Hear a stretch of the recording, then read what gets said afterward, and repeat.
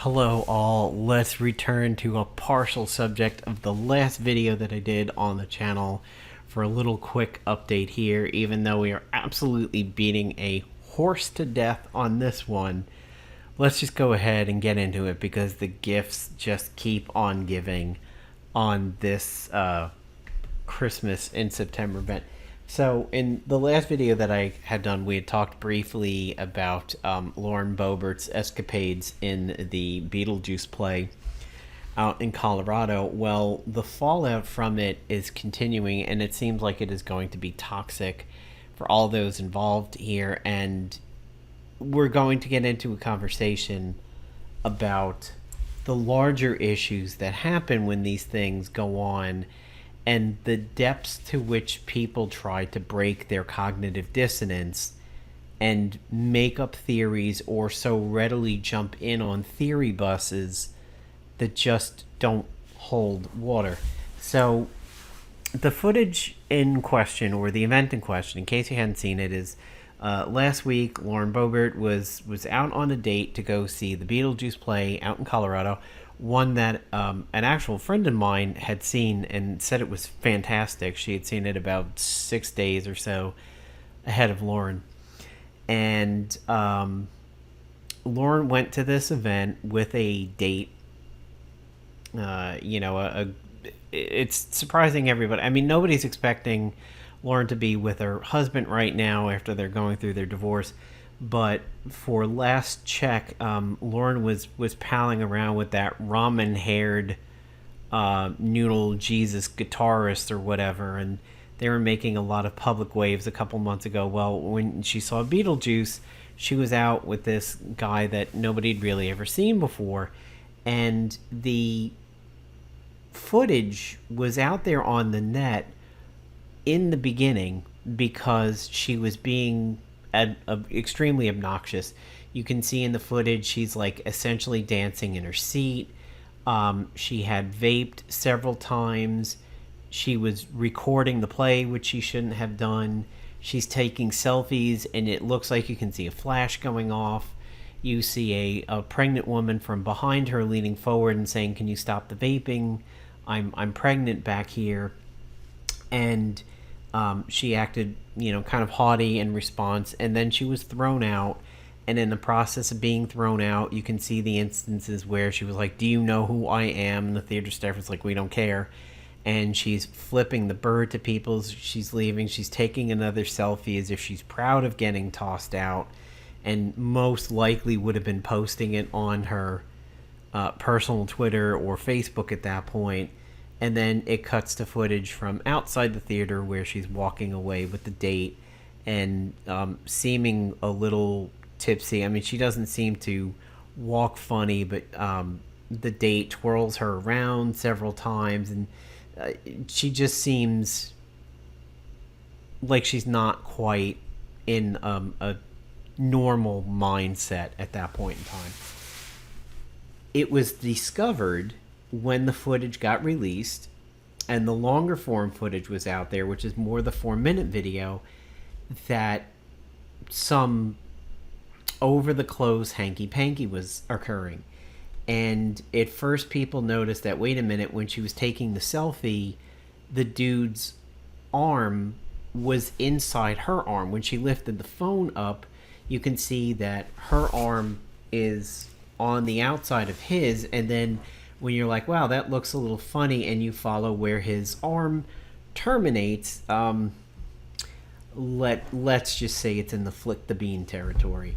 And then people looked deeper at the footage and was like, wait a minute, look at this over here where the date seems to go into a Justin Timberlake, Janet Jackson moment there, and then her hand, which was on the top of her hip, goes into the hot dog cart area, and so on and so forth. And basically just third base, or what may be referred to in some circles as heavy petting, was occurring right there in the theater.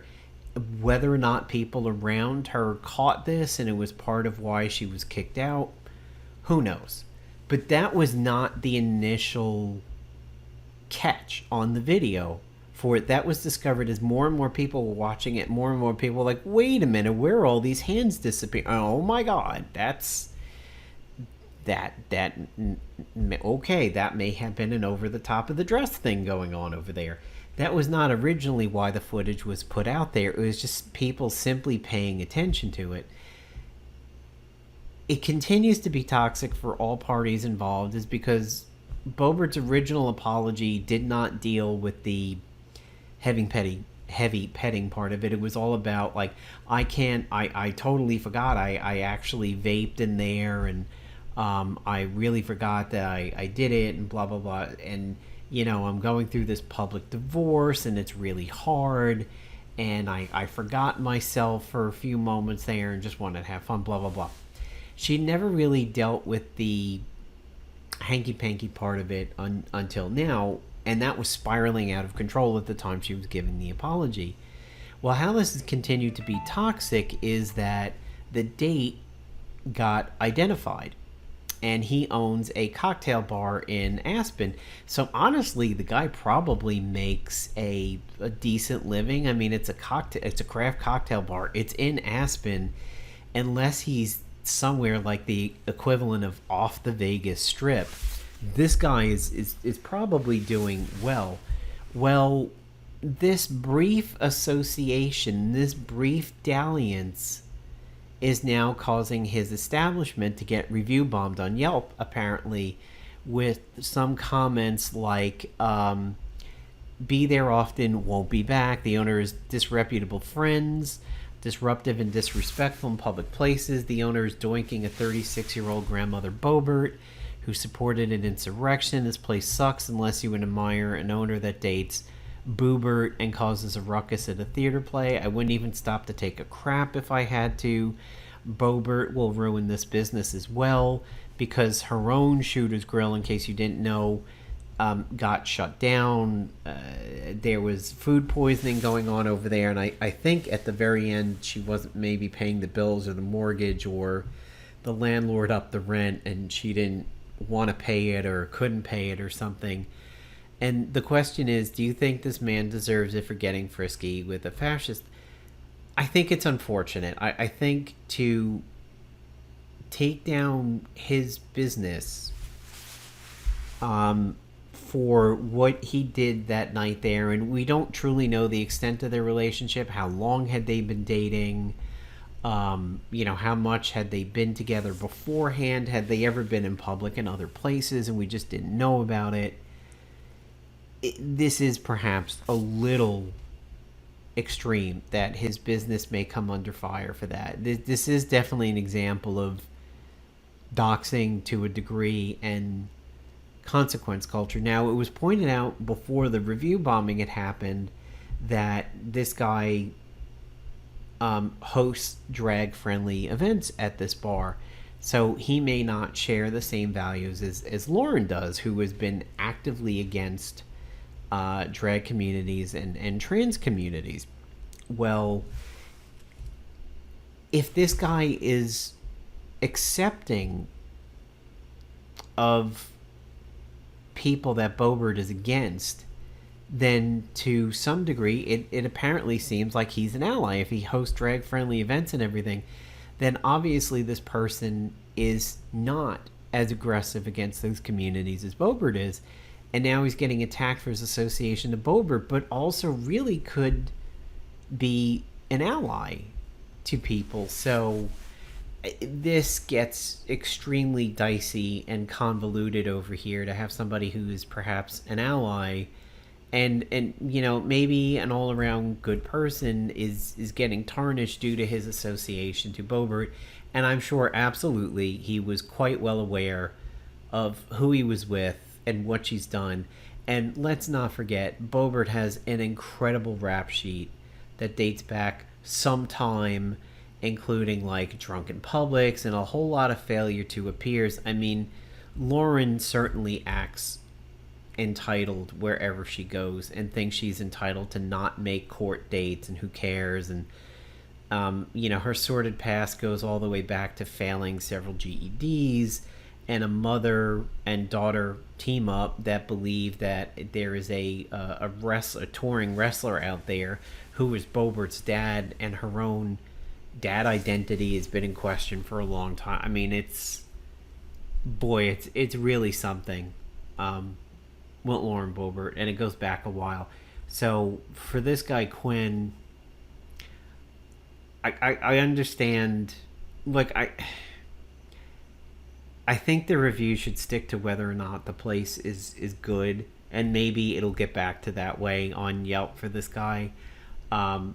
Hopefully his name will pass into obscurity and he can begin to let this go. But apparently TMZ caught up with Boebert when she got back to DC after the events, and let's hear what she's got to say about all of this. Or has it been? It's always hard whenever there's gravity put on the voters. I'm here to provide levity and lift.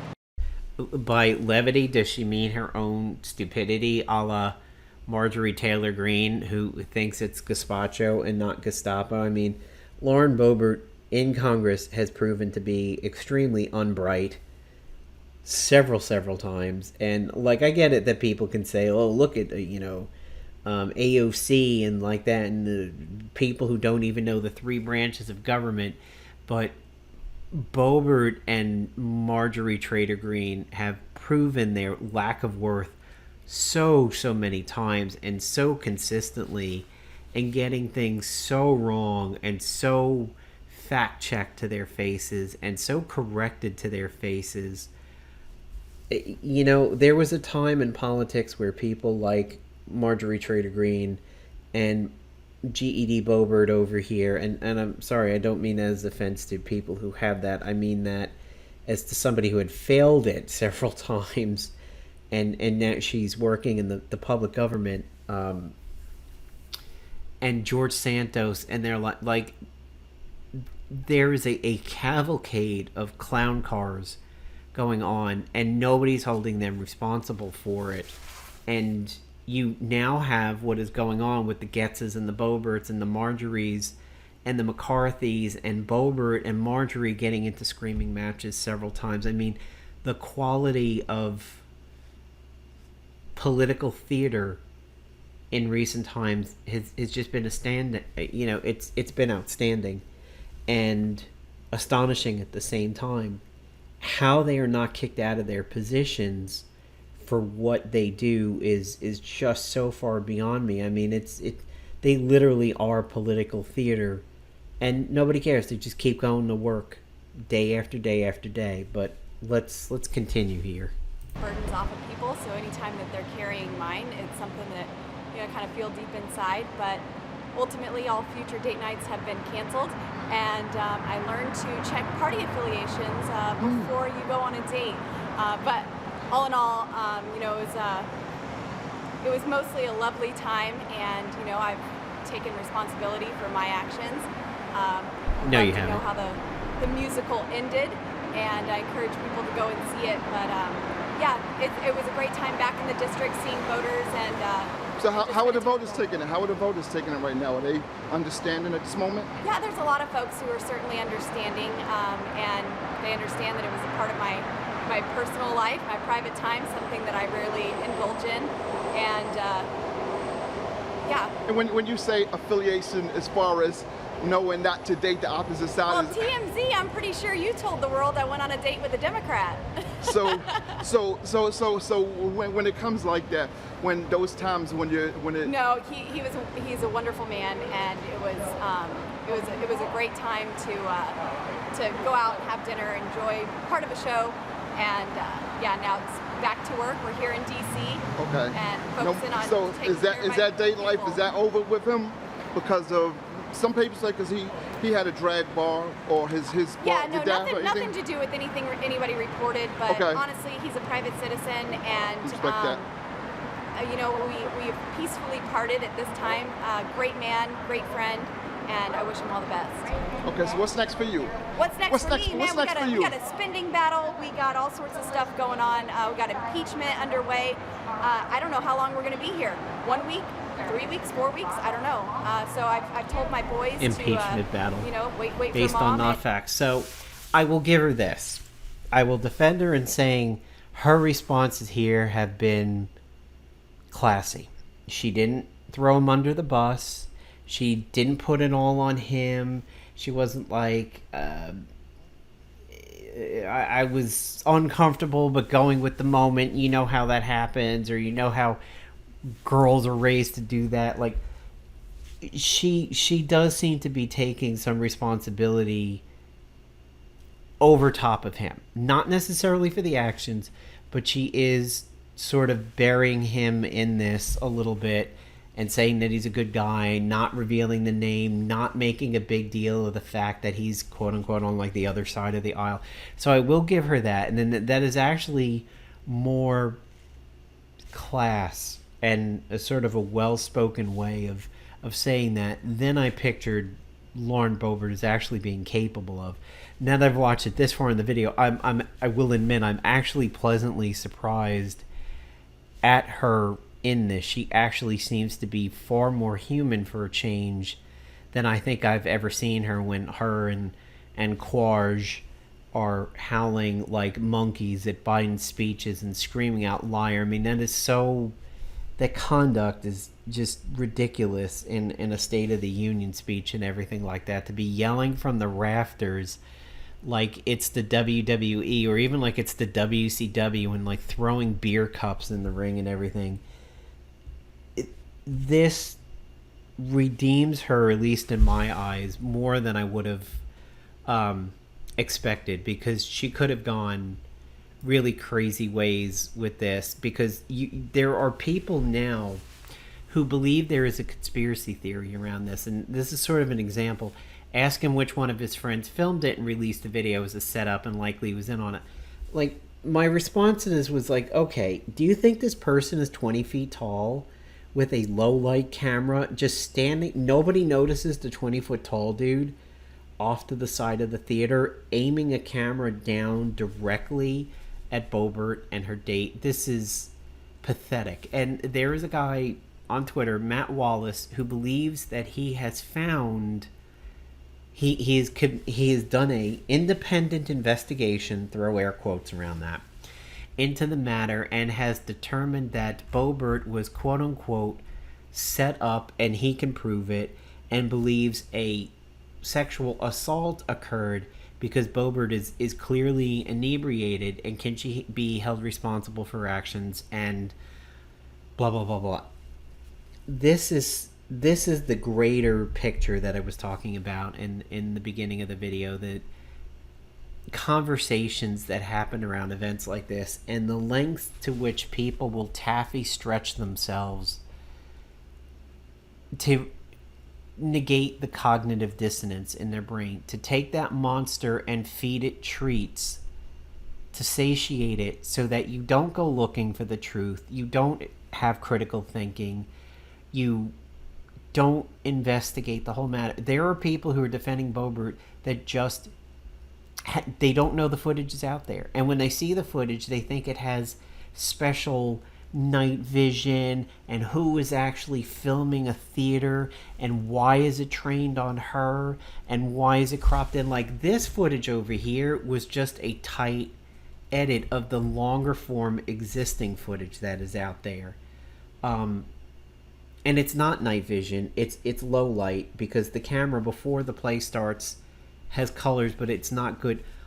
When I look at the actual footage of this time in the play and everything like that, it's honestly no different than like a Nest or a Ring system or any one of those doorbell / house camera systems. It is exactly the same, if not actually maybe even a little lower budget than some of the home systems that I've seen. So to come up with these crazy theories that she is been set up, and this was all things to take her down, because she's outspoken and quote unquote over the target, like the Russell Brand stuff and everything. It's patently ridiculous. It is people trying so hard to justify their own side of the spectrum that they will invent a conspiracy theory and then jump into that wagon and ride it down the hill into the river. And as the wagon goes down and they're glugging away their last breath, they're going to raise their hand and still believe that little wagon that they rode into the river is true. Oh, it's a conspiracy theory. Glug, you're gone. Utterly maniacal to think that this was anything other than she got booted and the theater released the footage to show why she got booted. So she couldn't sit there and go on Twitter and go on Facebook and go on social media and say, I can't believe I got kicked out of Beetlejuice in Colorado this weekend for nothing, or claim, remember, she claimed that she didn't vape and the footage was out there to prove that she in fact did. It wasn't a takedown. If she didn't do these things, if she was nice to the lady behind her who was like, can you stop this? If she didn't act all like, you can't throw me out of this theater, do you know who I am? You're going to have to call the cops to throw me out. Well, we did. Oh, okay, well then I'm going. Like, there's footage of people resisting arrest, driving off, and then getting pulled out of their trucks and getting tased because they refused to take a ticket. And they drove off and they resisted arrest and they claim, no, you can't. I mean, you may have seen that footage already. It's a rather large woman. She drives away in a pickup truck. She's refusing to take a ticket because I think maybe like a taillight is out or smashed. And she's like, you can't give me that ticket. I won't take that ticket. I'm not signing that ticket.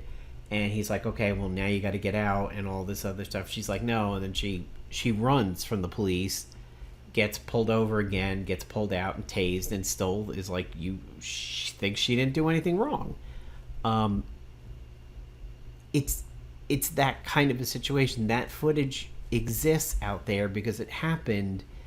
This footage exists of Boebert because the theater has low light cameras for security, for whatever purpose it is that they have those security cameras. I mean, elevators are known for having it. ATMs are known for having it.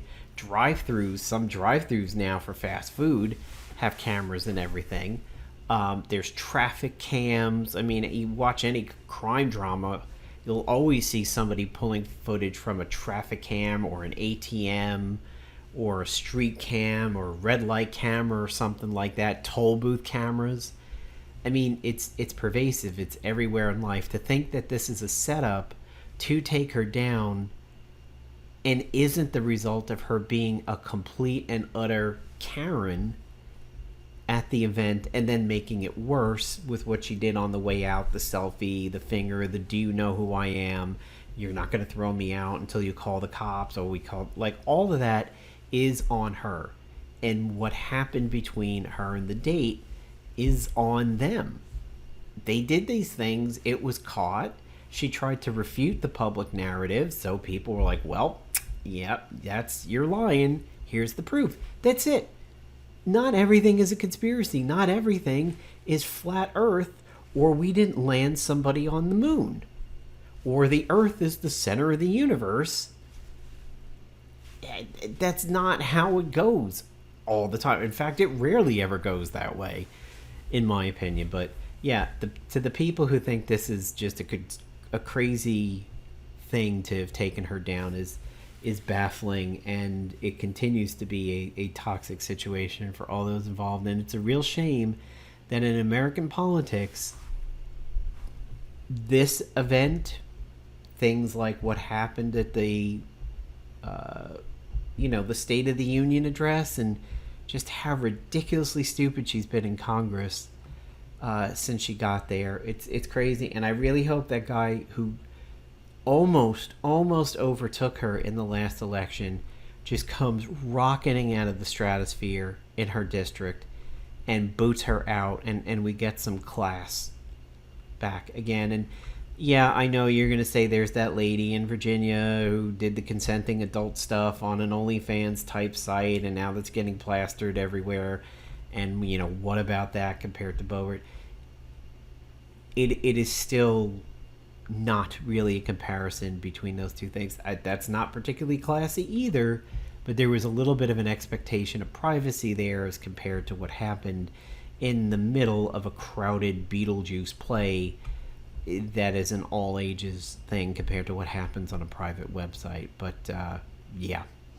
Anyway, that's it for me. The political napalm is here, signing off, and hopefully this is the last time we deal with this particular matter. See everybody.